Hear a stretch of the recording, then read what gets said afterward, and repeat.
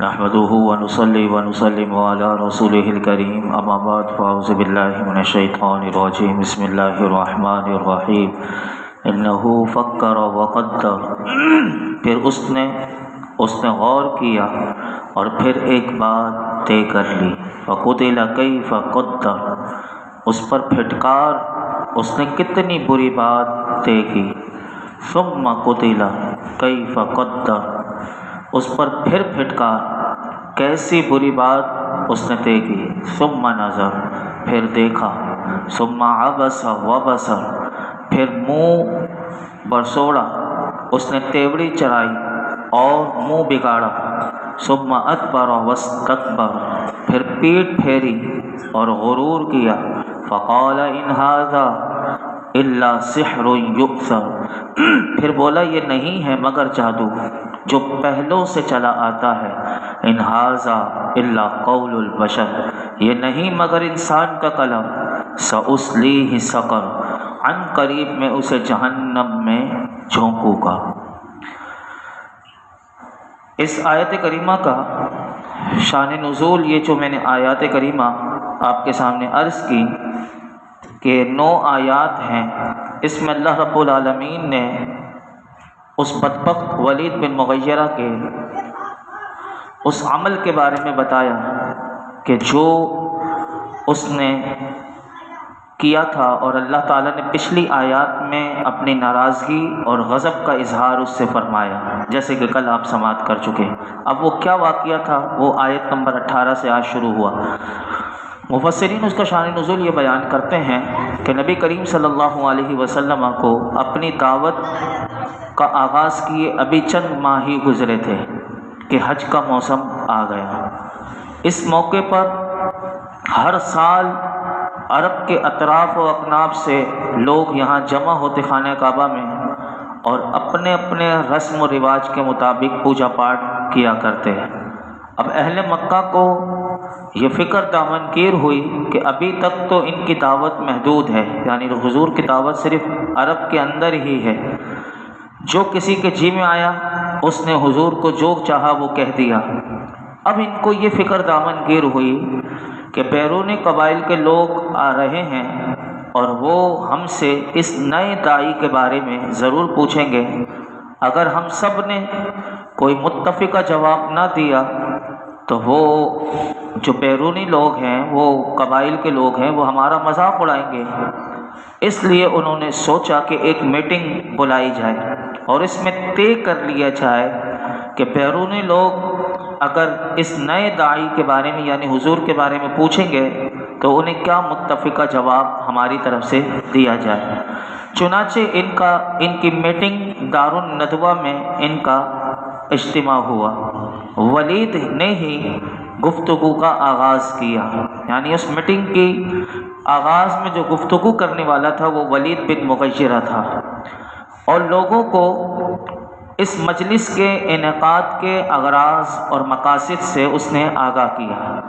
اس نے کہا کہ ہمیں چاہیے کہ ہم سب اس بات پر متفق ہو جائیں اور جو شخص بھی ان کے بارے میں پوچھے تو ہم سب ایک ہی جواب دیں۔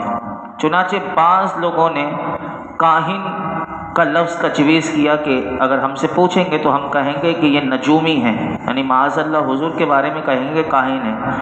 اب ولید اس نے آگے سے جواب دیا کہ وہ بخدا، اب دیکھیے ساتھ ساتھ وہ تردید بھی خود کرے گا، وہ کہنے لگا کہ بخدا، قسم خدا کی کہ وہ کاہن نہیں۔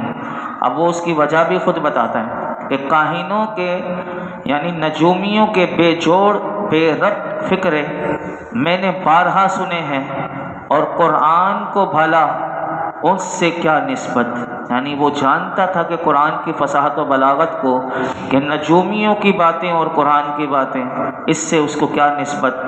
تو پھر دوسرے نے میٹنگ میں کہا کہ انہیں مجنون کہنا چاہیے، یعنی معاذ اللہ کہ مجنون کہنا چاہیے۔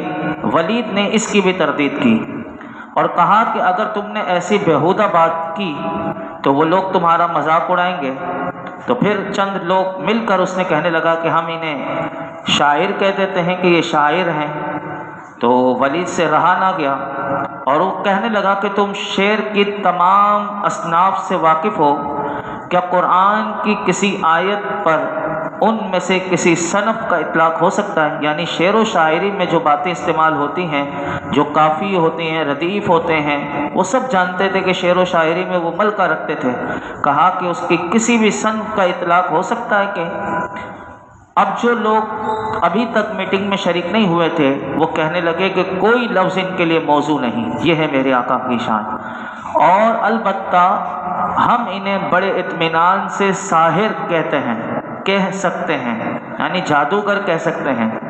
تو اب ولید نے آگے پھر ساری باتیں وہ کہہ رہے ہیں، وہ ولید اس کا رد بھی کر رہا۔ ولید نے کہا دوستو، جادوگروں کی غلیظ زندگی اور ناپاک کردار کو بھلا اس مکارم اخلاق کے اس حسین و جمیل پیکر سے کوئی نسبت ہو سکتی؟ یعنی حضور کے وہ اخلاق بھی جانتے تھے کہ کتنے سچے، کتنے صادق، اور کس طرح کے حضور غریبوں کے اس وقت بھی، یعنی اعلان نبوت سے پہلے بھی میرے آقا علیہ الصلوۃ والسلام کس طرح غریبوں کی ہمدردی کیا کرتے تھے۔ تو وہ کہنے لگا کہ بھلا مکارم اخلاق کے اس حسین و جمیل پیکر سے بھی کوئی نسبت ہو سکتی ہے؟ ان الفاظ میں سے کوئی لفظ بھی اگر تم نے استعمال نہ کیا تو سارے میٹنگ میں جو تھے اس کو ولید کو کہنے لگے کہ سب تم پر بدگمان ہو جائیں گے۔ تو پھر وہ کہنے لگا کہ جھوٹی تہمت خیال کریں گے۔ تو پھر ولید کہنے لگا، اب دیکھیے اس نے جو قرآن اس وقت سن کر آیا تھا، اور بعض مفسرین کہتے ہیں کہ میرے آقا علیہ الصلوۃ والسلام نے جب ولید نے قرآن سنا تھا تو حضور نے سورہ زمر کی ابتدائی آیات پڑھی تھی، حامیم تنزیل الکتاب من اللہ العزیز العلیم۔ اس کی خوبصورت آیات جب اس نے سنی تھی تو وہ اپنے لوگوں سے کہنے لگا، بخدا اس کلام میں بڑی مٹھاس ہے، اس کی جڑیں بہت گہری ہیں، اس کی ٹہنیاں پھولوں سے لدی ہیں، اور یہ ہر ایک سے اونچا ہے اور کوئی اس سے اونچا نہیں ہو سکتا۔ ولید یہ کہہ کر، یعنی قرآن کی صداقت کی گواہی دے کر، یہ مجلس سے اٹھ گیا اور گھر چلا گیا۔ اب مجمع میں ایک شور مچ گیا کہ ولید صابی ہو گیا۔ صابی کا مطلب کہ یعنی یہ حضور کا ہی ہو گیا۔ تو ابو جہل نے کہا ٹھہرو، اس مجلس میں ابو جہل بھی تھا، وہ کہنے لگا ٹھہرو، یہ مشکل میں حل کر دیتا ہوں۔ چنانچہ اب ابو جہل نے چالاکی کیا کی کہ بڑی افسردہ شکل بنا کر وہ ولید کے پاس گیا، اور ولید نے پوچھا خیر تو ہے کہ تو بڑا غمگین نظر آ رہا ہے؟ تو ابو جہل نے چالاکی یہ کی کہ اس نے کہنے لگا کہ اب غم زدہ ہونے کے بغیر چارہ ہی کیا ہے، یعنی اسے غصہ دلانے کے لیے ابو جہل نے جو بات کہی، مفسرین کہتے ہیں کہ وہ کہنے لگا کہ قریش کے لوگ تیرے لیے گھر گھر سے چندہ جمع کر رہے ہیں اور یہ کہہ رہے ہیں کہ ولید بھوکا ہو گیا ہے، اس لیے حضور کا اسم گرامی لے کر اور اس کی طرف ابو بکر کی طرف، یعنی حضور کی طرف اور ابو بکر کی طرف راغب ہو گیا تاکہ وہ اس کی مالی امداد کریں، اور کم ظرف تھا یہ شخص۔ اب اس نے ابو جہل کی یہ باتیں سنی تو اس وقت وہ تیش میں آ گیا اور وہ کہنے لگا کہ بھلا میں مالدار ہوں، اور اپنے بتوں کی قسم کھا کر وہ کہنے لگا لات و عزیٰ کی قسم، میرا جیسا رئیس اعظم نعوذ باللہ کہنے لگا کہ محمد صلی اللہ علیہ وسلم اور ابو بکر کے ٹکڑوں کا محتاج نہیں ہو سکتا۔ اللہ اکبر۔ لیکن وہ کہنے لگا ان کے بارے میں جو الفاظ تم کہتے ہو، پھر وہ یہی کہنے لگا ولید ابو جہل کو بھی کہ ان کے بارے میں جو الفاظ تم کہتے ہو وہ غلط ہیں۔ پھر بڑے غور سے سوچنے لگا اور یوں معلوم ہوتا تھا، مفسرین کہتے ہیں کہ گویا کہ بحر فکر میں غوطہ زنی کر رہا ہے تاکہ حضور کے لیے کوئی موضوع لفظ نکال کر لائے۔ کافی دیر تک وہ اسی حالت میں رہا اور آخر کار کہنے لگا کہ ہم اسے ساحر کہہ سکتے ہیں کیونکہ اس نے بھائی کو بھائی سے، بیٹے کو باپ سے جدا کر دیا۔ اللہ اکبر۔ اب یہ وہ منظر تھا کہ ان آیات کو اب اگر آپ اس کا ترجمہ سنیں گے تو اس آیت میں یہ بتایا گیا کہ وہ اس بات میں غور و فکر کرنے لگا کہ اس نبی مکرم کے لیے کون سی بات تجویز کی جائے۔ کاہن، شاعر، مجنون، ساحر، طویل غور و خوض کے بعد اس نے طے کر لیا کہ انہیں ساحر کہنا درست ہے۔ تو اللہ فرماتا ہے کہ ایسی سمجھ اور ایسی عقل پر پھٹکار ہو کہ کتاب کی خوبیوں کو پوری طرح جاننے اور صاحب کتاب کے بارے میں ساری باتیں جاننے کے باوجود، ان کے مکارم اخلاق کو جاننے کے باوجود، اس کا اظہار کرنے کے باوجود تسلیم کر لیا اس نے اس بھرے مجمع میں کافروں کے سامنے، لیکن پھر اللہ فرماتا ہے کہ وہ ایسا لفظ منہ سے نکالنے کا فیصلہ کرتا ہے۔ اللہ اکبر۔ تو فرمایا کہ اللہ، اب اس کا ترجمہ دوبارہ سنیے، فرمایا اس نے غور کیا اور پھر ایک بات طے کر لی، اس پر پھٹکار، اس نے کتنی بری بات طے کی۔ اللہ فرماتا ثم قتل کیف قدر، اس پر پھر پھٹکار کہ کیسی بری بات اس نے طے کی، اور پھر ثم نظر، یعنی اس نے پھر دیکھا اور اپنی تیوری کو چڑھایا، وبصر، اور کڑک چہرے کو یعنی سخت کڑک کر دیا، اور ثم ادبر واستکبر، پھر پیٹ پھیری اور غرور کیا۔ اور یہاں سے مفسرین کہتے ہیں معلوم یہ ہوتا ہے کہ جب اس نے حضور کے لیے ساحر کا لفظ چنا تو اس کا اپنا ضمیر بھی ملامت کر رہا تھا کہ وہ انتہائی ذہنی کشمکش میں مبتلا ہے، اور اس کے آثار اس کے چہرے سے پتہ چل رہے تھے۔ آخری اعلان سے پہلے ایک مرتبہ پھر رعونت سے اس نے مجمع پر نظر ڈالی کہ اس کے پیشانی پر بل پڑ جاتے ہیں، اور اپنے چہرے کو بگاڑتا ہوا اور چہرے کو کڑک کرتا ہوا غرور و تکبر سے منہ پھیر لیتا ہے اور کہتا ہے کہ ان ھذا الا ساحر، کہ یہ جادو ہے، اس کتاب کا لانے والا جادوگر ہے۔ اور پھر لوگوں کو مطمئن کرنے کے لیے کہتا ہے، اللہ فرماتا ہے ان ھذا الا قول البشر، کہ وہ کہنے لگا کہ یہ کوئی نئی چیز نہیں ہے، وہ کہنے لگا کہ اس کا رواج قدیم زمانے سے چلا آ رہا ہے۔ یہ اس نے سب سے بڑا جھوٹ بولا، اور کہنے لگا کہ ہر زمانے کے جادوگر اپنے شاگردوں کو اس کی تعلیم دیتے آئے ہیں، اور یوں ہی یہ سلسلہ جاری ہے، اور اس کو بھی کسی بڑے جادوگر نے معاذ اللہ یہ چیزیں سکھا دی ہیں کہ گھر گھر میں جو انتشار و افتراق پیدا ہو گیا ہے، کہنے لگا کہ یہ اسی جادو کا کرشمہ ہے۔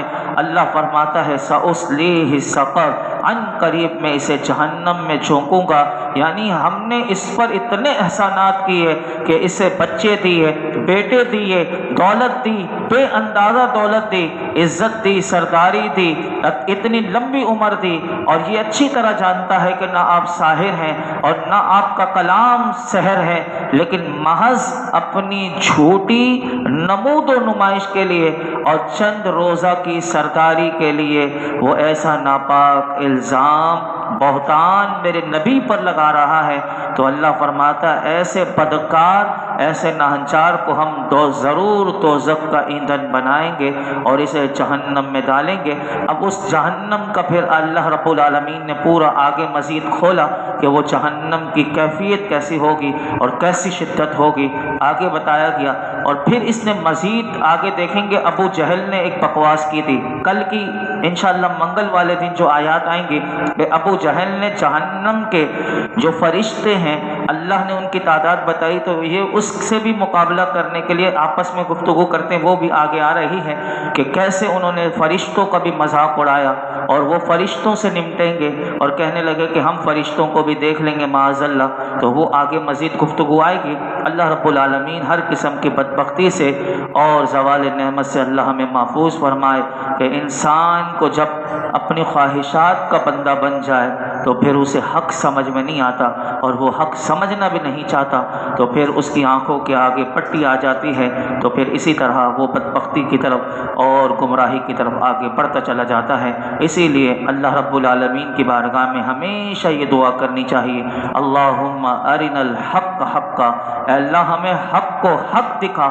وارزقنا اتباعہ، اور پھر ہمیں اس کی اتباع کی توفیق دے، وارنا الباطل باطلا، اور باطل کو باطل دکھا، وارزقنا اجتنابہ، اور پھر ہمیں اس سے بچنے کی توفیق بھی تو عطا فرما۔ الحمدللہ رب العالمین۔ والصلاۃ والسلام علی سید الانبیاء والمرسلین وعلی آلہ واصحابہ اجمعین۔ یا اللہ پاک جو کچھ سنا ہے اس میں کوئی غلطی کوتاہی معاف فرما، اپنی بارگاہ میں قبول فرما، قرآن حکیم کا نور اور اس کا فیضان نصیب فرما، ہمارے لیے سمجھنا سمجھانا غور و فکر کرنا آسان کر دے۔ یا اللہ ہم سب کو جہنم کے عذابات سے محفوظ فرما، یا اللہ ہم سب کو عذاب قبر سے بچا۔ آج تک جتنی دعائیں کی ہیں آئندہ کریں گے تمام دعاؤں کو قبول فرما۔ وصلی اللہ تعالی علی خیر خلقہ محمد وعلی آلہ وصحبہ اجمعین۔